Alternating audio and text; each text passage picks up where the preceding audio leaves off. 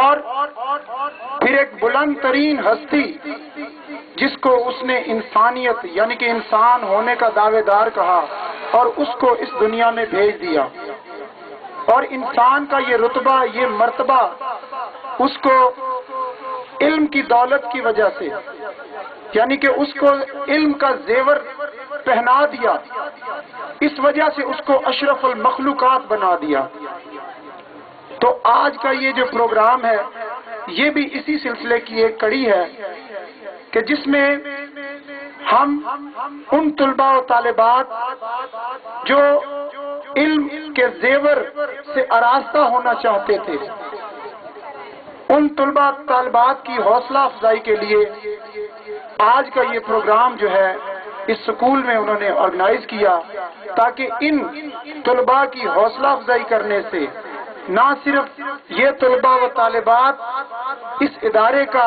بلکہ اپنے ملک و قوم کا نام روشن کریں۔ تو جیسا کہ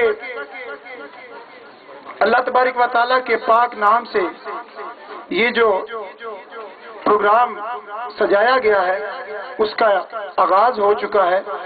تو اس کے بعد اللہ تبارک و تعالیٰ کے پیارے نبی حضرت محمد مصطفیٰ احمد مجتبی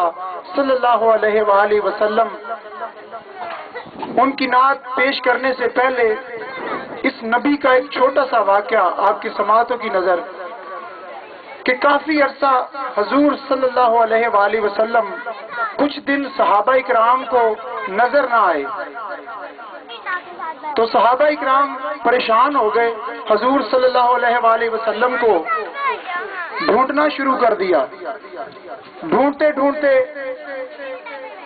جنگل کی طرف چلے گئے۔ صحابہ اکرام نے رستے میں دیکھا کہ ایک چرواہا جو ہے وہ اپنی بھیڑ بکریوں کو چرا رہا تھا۔ اس سے دریافت کیا صحابہ اکرام نے کہ کیا آپ نے کسی ایسی ہستی، آپ کا حلیہ مبارک بیان کیا اور اس سے دریافت کیا کہ کیا آپ نے کسی حلیے میں ایسی ہستی کو تو نہیں دیکھا؟ تو عرض کی اس نے صحابہ اکرام سے کہ ہم نے کسی ایسی ہستی کو یہاں سے گزرتے ہوئے نہیں دیکھا، البتہ اس غار کے دہانے کے پاس جا کر میری بکریاں جو ہیں وہ کھانا پینا چھوڑ دیتی ہیں، اندر سے کسی انسان کی آواز آتی ہے اور یوں لگتا ہے جیسے وہ انسان جو ہے وہ رو رہا ہے۔ تو صحابہ اکرام فوراً غار کے اندر گئے تو وہ دیکھا کہ وہ سرتاج الانبیاء پتھر کی نوک پر اپنی پیشانی مبارک رکھ کے اور کیا دعا مانگ رہا ہے کہ یا اللہ میری اس امت کو بخش دینا، یا اللہ میری اس امت کو بخش دینا۔ تو سر مبارک جو ہے وہ اٹھا نہیں رہے۔ پھر دوبارہ حضرت بی بی فاطمہ الزہرا رضی اللہ تعالی عنہا کو بلایا گیا اور انہوں نے اپنی چادر تطہیر کا واسطہ دے کر آپ صلی اللہ علیہ وآلہ وسلم کو کہا کہ آپ اپنی پیشانی مبارک جو ہے، اپنا سر مبارک اٹھا لیں، اللہ تعالیٰ آپ کی اس امت کو انشاءاللہ عز و جل جو ہے بخش دے گا۔ تو اسی گنبد خضرا کے حضور میں نعت رسول مقبول صلی اللہ علیہ وآلہ وسلم پیش کرنے کے لیے وقار اکرم کو کہوں گا کہ وہ آئیں اور حضور صلی اللہ علیہ وآلہ وسلم کی